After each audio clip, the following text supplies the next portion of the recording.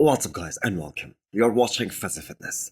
So let's start this video with Rafael Brandao, who also gave us a physique update about 7 weeks out of this year's Arnold. So this was posted by his idol and former training partner Flex Lewis, who thinks Brandao with the added size. That is gonna shock so many people and every bodybuilding fan this year. Now keep in mind this was taken 7 weeks out of the show, and we are a little less than 5 weeks out now. So Rafael Brandao looks to be in a great spot condition-wise. A few comparison pictures of Rafael are floating around on how he looked going into the Olympia 2022 versus right now. So literally everything is bigger and fuller, and aesthetics are almost the same as they were before. So if Rafael shows up at 100%, if he shows up with the conditioning that he has in the left picture, or the size that he is currently showcasing in the right picture, that is absolutely gonna be nuts. So many comparisons are being made between him and Samson Dauda as well. So what did you guys think? Does he have what it takes to challenge Samson Dauda? I think if he shows up like this, he for sure is gonna be top 3 at this year's Arnold.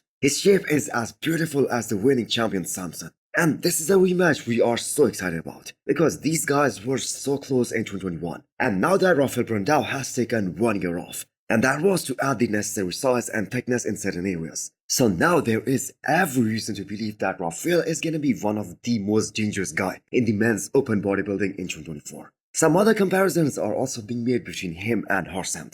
So what do you guys think? Rafael Brandao or Hudson? In my opinion, Rafael Brandao is still a much better bodybuilder as of right now.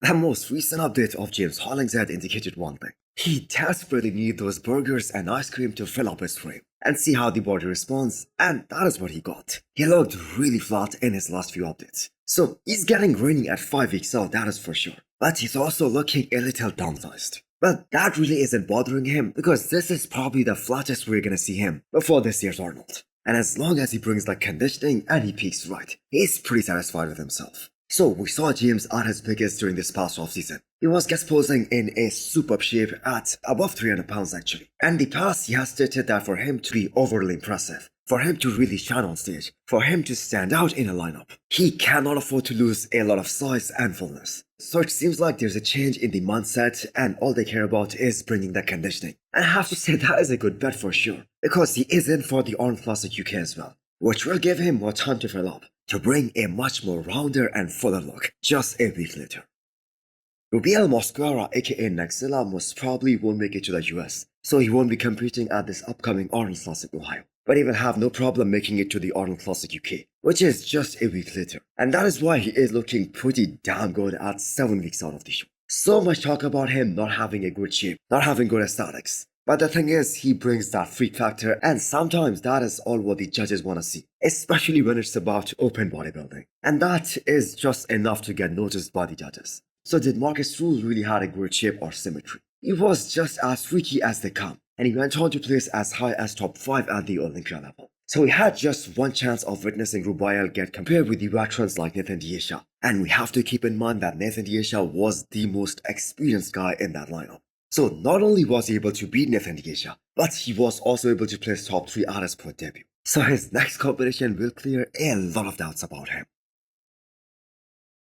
Lastly, we have an update from Martin Fitzwater, who was supposed to compete at the Arnold Classic, but his application wasn't accepted. So some say it was because of the bad sportsmanship he showed after he trash-talked Andrew Jack after losing to him at the Arnold Classic UK in 2022. So that is just speculation, we do not know that for sure. And the reason this topic is coming up, especially when we talk about Martin, is because the competition that we are seeing at this year's Arnold. Some of these guys haven't placed as high as Martin, who has placed as high as runner-up in one of his previous shows. But that being said, still his fans won't have to wait for a long time to see him on the stage, because Martin is prepping for Detroit Pro, which is going to be his first show that is scheduled after the Arnold Classic tour, and that is happening in April. So we are expecting him to show up much bigger and considerably better than what we saw from him last time. Because that is another guy who took the entire 2023 off to focus on getting bigger and to put on some necessary size and make his physique better altogether.